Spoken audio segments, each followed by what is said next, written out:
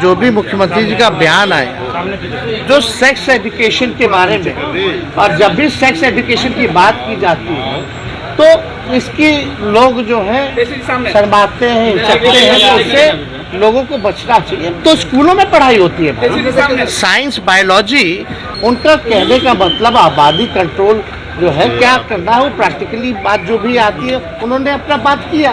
मोदी जी तो 22 महीना पक्का मकान बना रहे थे भाई, तो कहाँ बना बिहार में? विशेष पैकेज दे दिए, कुछ नहीं दे। लेकिन हमारी सरकार ने निर्णय लिया है कि जो परिवार जिसको नौकरी नहीं है उसको हम लोग 2 लाख रुपया देके मदद करेंगे। 1 लाख रुपया जमीन खरीदने में जिसको जमीन नहीं है, 1,20,000 मुख्यमंत्री जी ने बताया कि घर बनवाने में सहायता जो है वो करेंगे। इसी को कहते हैं आर्थिक न्याय। तो हमने तो चुनाव के समय भी कहा था सामाजिक न्याय के साथ साथ आर्थिक न्याय वाली सरकार हम लोग देने का काम करेंगे। आज का दिन देश के इतिहास में लिखा जाएगा। एक ऐतिहासिक काम जो है बिहार सरकार, महागठबंधन की सरकार नीतीश जी के नेतृत्व में आज हम लोगों ने किया है। और सबसे पहले माननीय मुख्यमंत्री जी को तो बधाई देते हैं, लेकिन हम अपने नेता, पार्टी के राष्ट्रीय अध्यक्ष, गरीबों के मसीहा, सामाजिक न्याय के परम योद्धा आदरणीय श्री लालू प्रसाद जी को भी धन्यवाद देते हैं कि आज उनका संघर्ष जो रहा वो आज फल मिल रहा है।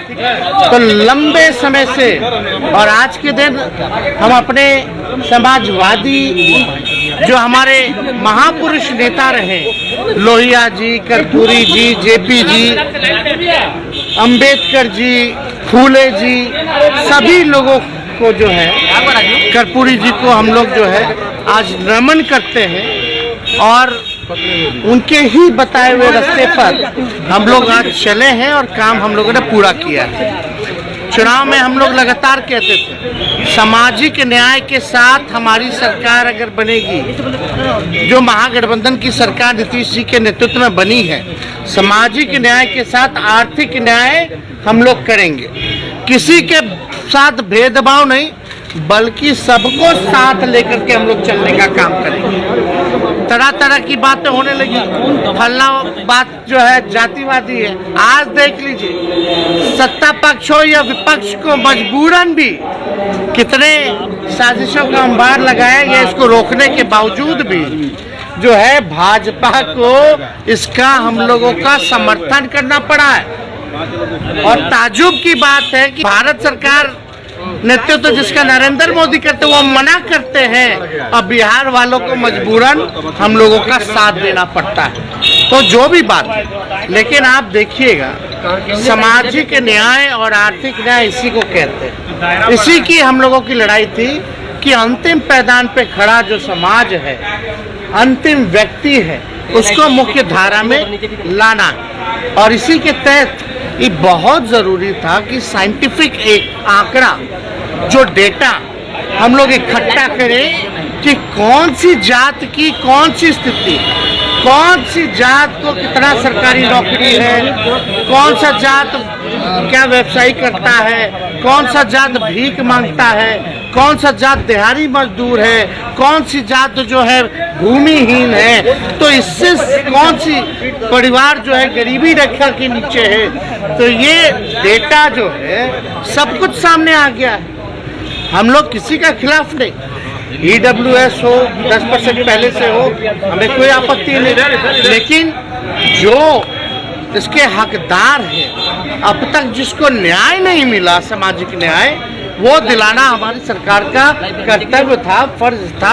और उसी के तहत ये ऐतिहासिक काम हुआ है। अब इसमें शैक्षणिक भी आ गया, आर्थिक स्थिति किसकी क्या है वो भी आ गई। और जो लोग क्या क्या कहा करते थे भाई कि यादव समाज जो है पिछड़ों का, अति पिछड़ों का अधिकार जो है छीन लिया, खा गया, बोलता था ना सर। तो उन लोगों के सामने भी अगर चाहें तो हम आंकड़ा भी बता सकते हैं कि अगर वो जो लोग ये बात कहते थे कि यादव जो है सबका हक छीन लिया, अधिकार खा गया, तो हम उसको भी बताना चाहेंगे जो पिछड़ा समाज, सबसे ज्यादा आबादी जिसमें यादवों की है और कुशवाहा है, कोयरी जाति के और कुर्मी, ये प्रमुख 3 जो जातियां हैं पिछड़ा समाज में, ओबीसी में, ये इसकी तादाद ज्यादा है। हम तीनों का आंकड़ा बता देते हैं और जो कहता था कि पिछड़ा समाज में कुशवाहा,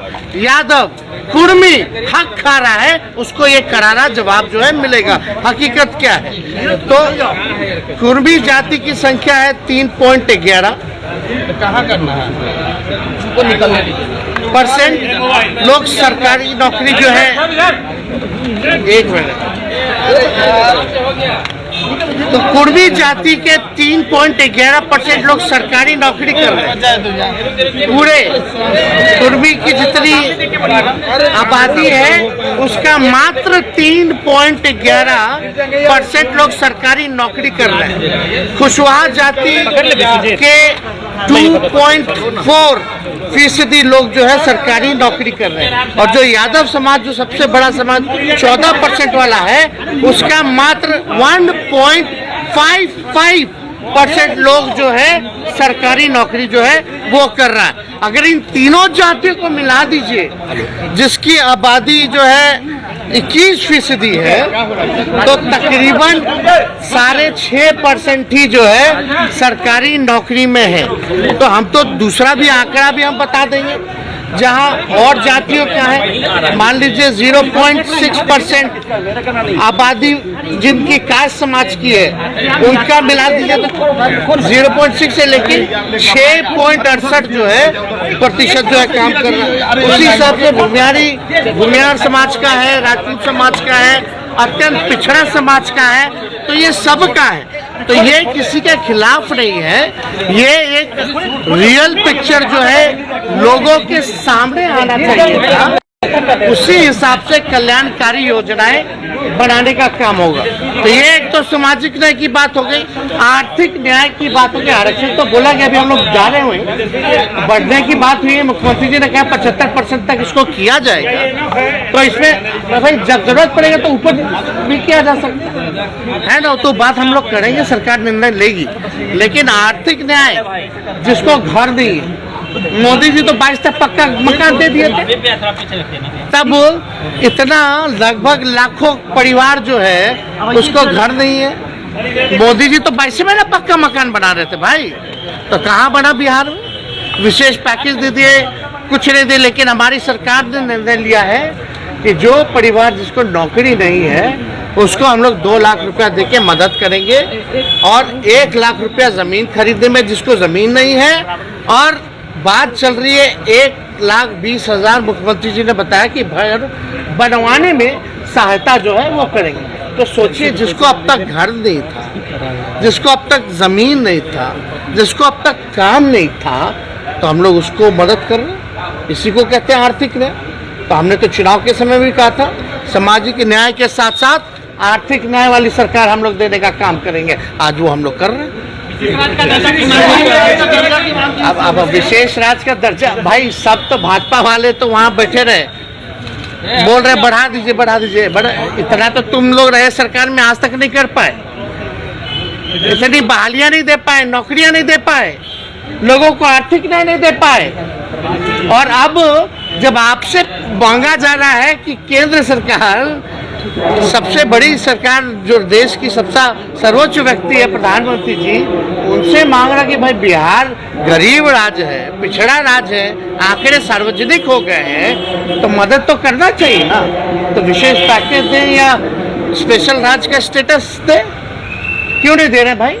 राज्य सरकार जो काम कर रही है बलबूते ही ना कर रही है, तो अपने जितना रिसोर्स है उसी पे काम कर रहे हैं।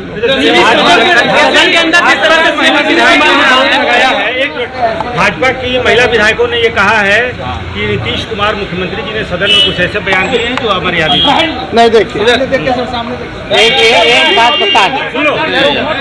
बता दे, इसका कोई अगर कोई गलत मतलब निकालता है तो ये गलत बात है। एक तरह से जो भी मुख्यमंत्री जी का बयान आए जो सेक्स एजुकेशन के बारे में, और जब भी सेक्स एजुकेशन की बात की जाती है तो इसकी लोग जो है शर्माते हैं, हिचकते हैं, तो उससे लोगों को बचना चाहिए। तो स्कूलों में पढ़ाई होती है, साइंस बायोलॉजी ये तो स्कूलों में पढ़ाई होती है, बच्चे पढ़ते हैं भाई।